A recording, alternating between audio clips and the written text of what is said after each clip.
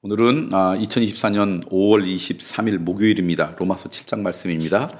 혼인관계로 비유한 율법과 죄. 형제들아 내가 법 아는 자들에게 말하노니 너희는 그 법이 사람이 살 동안만 그를 주관하는 줄 알지 못하느냐. 남편이 있는 여인이 그 남편 생전에는 법으로 그에게 매인바 되나 만일 그 남편이 죽으면 남편의 법에서 벗어나느니라. 그러므로 만일 그 남편 생전에 다른 남자에게 가면 음녀라. 그러나 만일 남편이 죽으면 그 법에서 자유롭게 되나니 다른 남자에게 갈지라도 음녀가 되지 아니하느니라.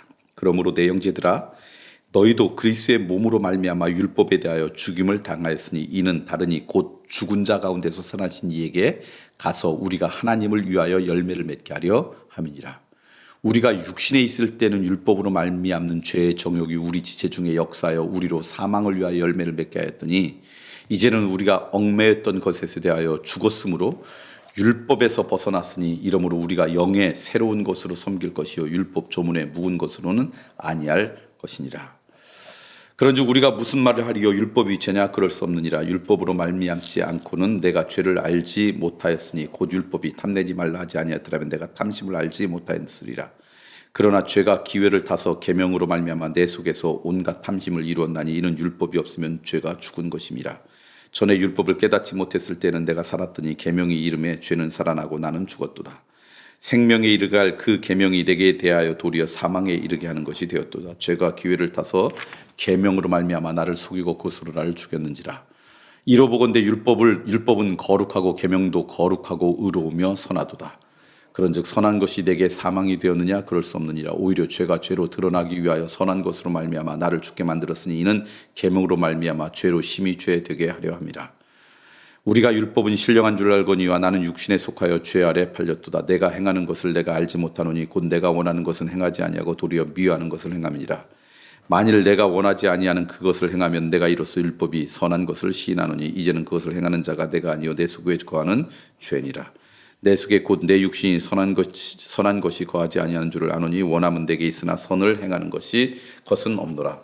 내가 원하는 바 선을 행하지 아니하고 도리어 원하지 아니하는 바 악을 행하는도다. 만일 내가 원하지 아니하는 그것을 하면 이는 행하는 자는 내가 아니요 내 속에 거하는 죄니라. 그러므로 내가 한 법을 깨달았노니 곧 선을 행하기 원하는 나에게 악이 함께 있는 것이로다. 내 속사람으로는 하나님의 법을 즐거워하되 내 지체 속에서 한 다른 법이 내 마음의 법과 싸워 내 지체 속에 있는 죄의 법으로 나를 사로잡는 것을 보는다. 오라 나는 공고한 사람이로다.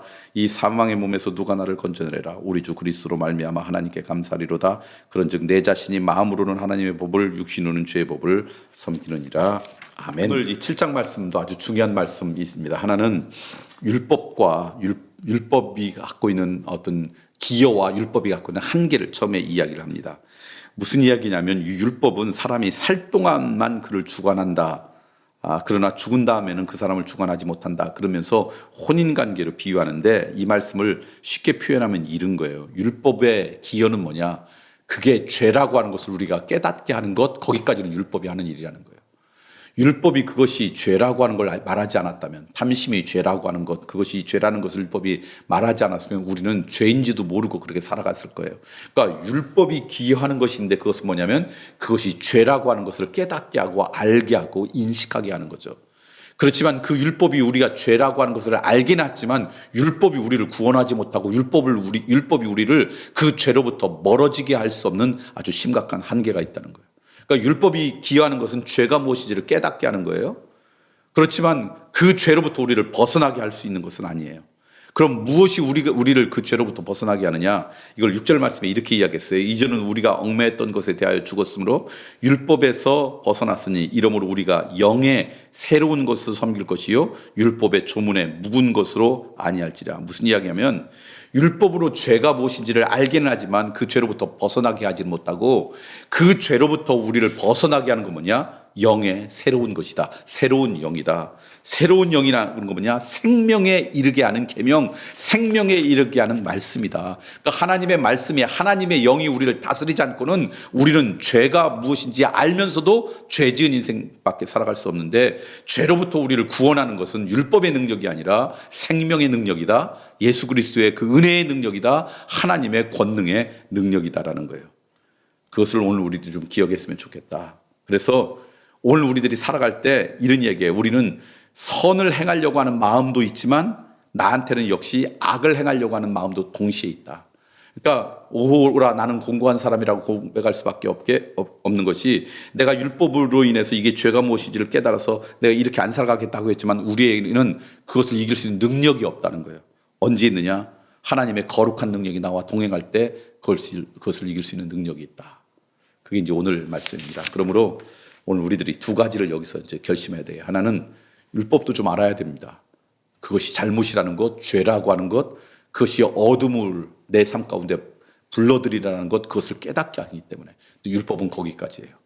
우리를 그것으로부터 자유케 하고 어둠으로부터 해방시키고 빛 가운데 살아가도록 만든 것은 율법의 능력이 아니라 생명의 능력입니다.